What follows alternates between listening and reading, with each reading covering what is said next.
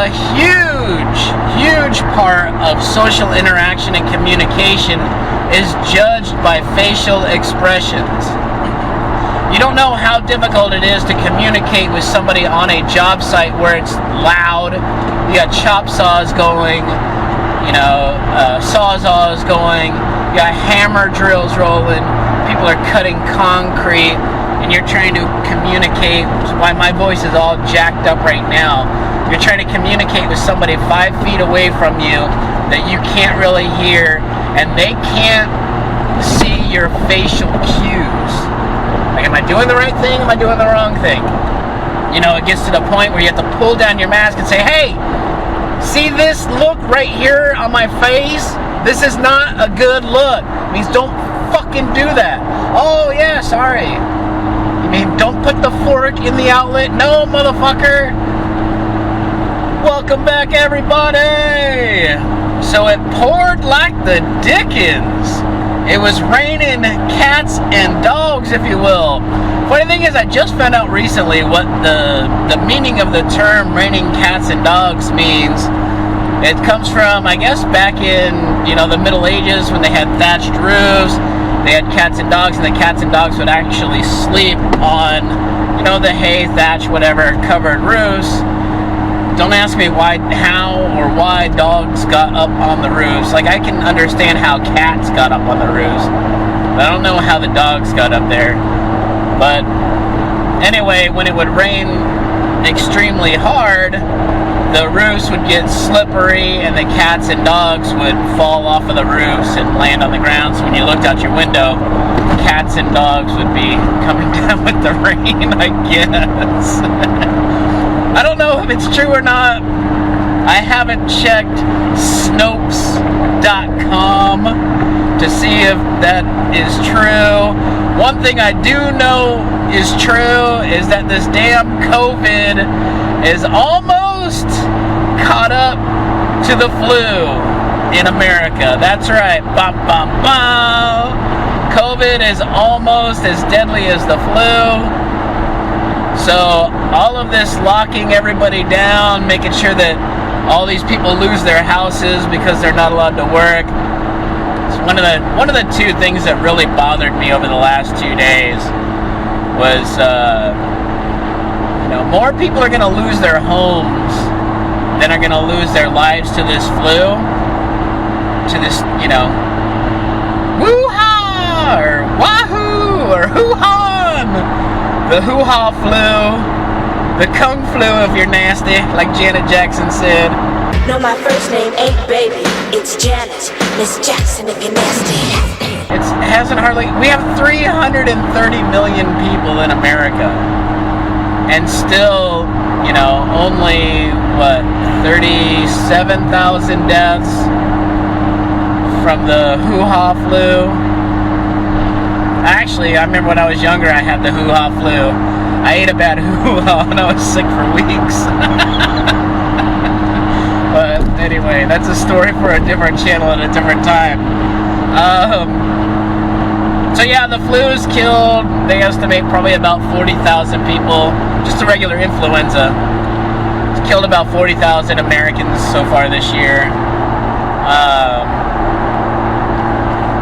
And the COVID has killed 37,000, and everybody's having to walk around, wearing masks. If you are one of the fortunate few that are allowed to work, make you wear masks all day long. Now, I don't know if any of you have any idea how difficult it is to work construction, but let me explain. No, there's too much. Let me sum up. Okay, that's a little reference to The Princess Bride. I hope that you all have seen that movie. Why am I on this wall? Where's Buttercup? Let me explain. No, there is too much. Let me sum up. Buttercup is marrying Humperdinck in a little less than half an hour. So all we have to do is get in, break up the wedding, steal the princess, make our escape. After I kill Count Rugen. There doesn't need much time for dilly-dallying. So just imagine this. Just imagine if you're every day for 8 hours a day, just walk up 5 or 6 flights of stairs just by yourself. Just don't even wear, any extra gear like we all wear. Don't carry any extra materials like we all carry. Just get on your Stairmaster, dust it off, or just walk up 5 flights of stairs without stopping. Do that twice in a row, and then however tired you feel, that's pretty much what we have to do for 8 hours a day, every single day. Now, do those same 5 flights of stairs twice in a row, putting either a mask on your face or, strapping a bandana around your face, limiting the amount of oxygen that you can breathe in at any given time, and even worse, reducing the amount of carbon, because carbon dioxide is mainly when you're respirating, what you're mainly doing is getting all the CO2 out of your lungs. CO2 is what kills you. The intake of oxygen is minimal. Most of what we breathe is only 8, maybe if you're lucky, 10% oxygen. It's like 70% nitrogen, and then like 12% other just stuff that's in the air, cow farts, that AOC is trying to ban. But anyway, the main thing that you want to do is get rid of the carbon dioxide, which is why they have, carbon's extremely bad when you breathe it in. So now we're putting something directly in our face. So every time that you're trying to expel this carbon dioxide from your body, this poisonous gas, remember y'all saw Apollo 13, right? It wasn't that they didn't have enough oxygen. They had plenty of oxygen. They just had too much carbon dioxide from when they exhaled. So they need those scrubbers. Get that carbon dioxide. Cheap! They had to get that carbon dioxide out of the air because that will kill you. So now you put this mask on your face and you're forced to breathe twice as fast because you're trying to expel more carbon dioxide as you're, doing this athletic stuff. What's up, Jeep lady? So because every time that you breathe out, now it gets stuck in this little spot right here in your face. So when you breathe back in, you're breathing in more carbon dioxide with the oxygen. So you're respirating like twice as much, and it sucks. It's a pain in the ass. It's uncomfortable. Plus, when you exhale moisture. That's how you lose most of your body. Most of the water in your body is lost through, respiration, not through perspiration, not through any of that. So now your mask gets all wet, which further reduces the amount of fresh air that you can breathe in, the oxygen, and reduces the amount of carbon dioxide, a poisonous gas that will kill you, that you can expel. So now as this thing warms up and heats up and gets wet, it makes it that much more difficult to breathe. So yeah, so guys work a little bit slower, slows everything down, but they're still out there doing it.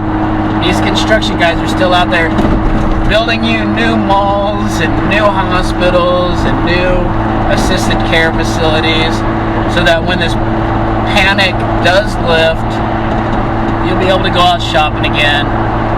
When you do get older, because you didn't die from something that affects less than 1/10 of 1% of Americans. And when you're homeless, you can go shopping for a new house that we built for you because the government panic made you lose your house. Hopefully in 5-10 years, when you build your credit back up, you wasted all that money renting, you can go and buy yourself the exact same house that we built for you and start all over again. Remember that 30-year loan that you're like 10, 12 years, you thought that you almost have your house almost halfway paid off? Nope. Thanks to the panic of the people that you elected, the people that I paid no mind to. You just lost all that equity in your house because nobody's buying. What do you think are housing prices right now? A $500,000 house in Southern California probably selling for about $425,000 right now. So that $75,000 that you thought you had in equity is gone. They're going to short sell it to hopefully save your credit a little bit. Anyway, that brings me to part 2 of my COVID problem. With the having to wear masks all the time. A huge huge part of social interaction and communication is judged by facial expressions. You don't know how difficult it is to communicate with somebody on a job site where it's loud, you got chop saws going, you know, sawzalls going, you got hammer drills rolling, people are cutting concrete, and you're trying to communicate, which is why my voice is all jacked up right now. You're trying to communicate with somebody 5 feet away from you that you can't really hear, and they can't see your facial cues. Like, am I doing the right thing? Am I doing the wrong thing? You know, it gets to the point where you have to pull down your mask and say, hey, see this look right here on my face? This is not a good look. It means don't fucking do that. Oh, yeah, sorry. You mean don't put the fork in the outlet? No, motherfucker. But when your face is covered and you're wearing protective glasses that they always make us wear, there's always that they're fogged up because every time that you exhale, all that goes up. So now they can barely see your eyes. You can barely see what the hell is going on. All this madness and mayhem is going on around you. And then they're yelling at us, you're 2 weeks behind. I'm like, hey, kiss my pee hole. I don't care if we're 2 weeks behind. You make me wear this stupid mask that fogs up my stupid safety glasses, and you expect me to run up and down the stairs. I'm like, kiss my dick. So anyway, that's what had happened this week. I hope that you all, you know, get back to work soon. I know everybody's going freaking bonkers in their houses. We're a social people. We need to be like, I forget which comedian said it, but this is how crazy it is to be a person. The worst thing that you can do to a person in jail is put them in solitary confinement. That's how you punish the worst of the worst. Nope, we're gonna make you be alone. You don't get to hang out with all the rapists and murderers and people that, you know, beat people for fun. You don't get to hang out with the absolute scum of society. We're gonna put you by yourself. And people say that is torture. So that's how much of a herd species we are. Like, we crave people. But people watch YouTube when they're alone. You know, like, you get that kind of connection with somebody else, even though, you know, we might not be right next to each other. But hey, we can have a discourse. You can watch it. You can give it a thumbs up. You can comment. You can like, subscribe, share. You can do all that, and it's a type of personal interaction. It makes us feel better as humans to be able to interact with each other. So right now I'm heading off to the horse. We were going to ride last week and do another video on my Ghost Drift X camera that I bought, like, I don't know, geez, like 6-7 months ago, and then all hell broke loose and rain and can't ride, and just seems like I'm never going to be able to use that camera. And last weekend was a finally clear weekend. We were just getting ready to go out. I filmed a couple of segments while Batman was out burning off some energy, and when I went out to clean him up and saddle him up, he freaking pulled a muscle or kicked at one of the horses next door, and so he had a limp. He's been limping all week, so then I got to hear about that 15 times. Oh, hey, Batman looks out to you. I'm like, yeah, I know, idiot. Kicked at somebody or did something wrong. And then now he kicked at his next door neighbor and cut his foot up, so now I gotta clean that up. So we're gonna stop at one of my favorite places, the Hay Connection in Norco, California. I love the Hay Connection on 6th Street in Norco. In case y'all weren't noticing, I was giving a little shout out to Hay Connection on 6th Street in Norco. I love them, wonderful people. So we're gonna stop in. We're gonna get some stuff to bring down the swelling. I think I have enough Illuma Shield, so I think I have about a half a can.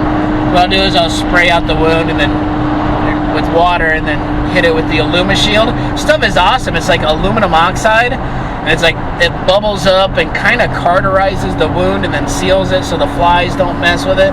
Stuff is great. So anyway, this is my exit. Thank you all so much for watching. I hope that you have a wonderful weekend, and I will see you next time. Bye.